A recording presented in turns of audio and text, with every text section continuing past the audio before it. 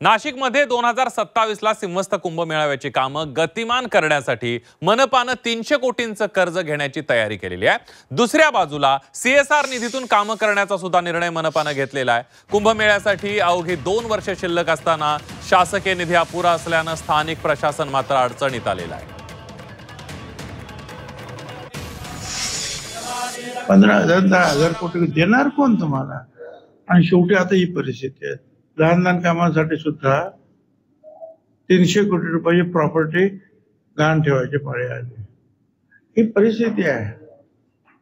त्यामुळे आपली ताकद किती आहे, राज्य सरकार आपल्याला किती देऊ शकणार आहे, काय कामं राज्य सरकार करणार आहे आणि भारत सरकार काय करणार आहे, या सगळ्यांचा लेखाजोखा घेऊन आपण आपली कामं जी आहेत करायला पाहिजे।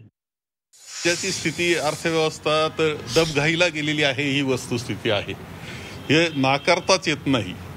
आता अशी स्थिती आहे की 1,30,000 कोटी रुपये देणं निरनिराळ्या योजनांचं, हे राज्य शासनाची जबाबदारी आहे। ठेकेदार आत्महत्या सुरू झाल्यात, एखादं काम मिळालं म्हणून बँकेकडून कर्ज घेऊन ते काम तो पूर्ण करण्याकरता प्रयत्न करतो। 2 वर्षाची जबाबदारी 2 वर्षात पूर्ण करा म्हणतायत अधिकारी, पूर्ण केल्यानंतर त्याचे पैसे नाही, व्याज वाढलंय।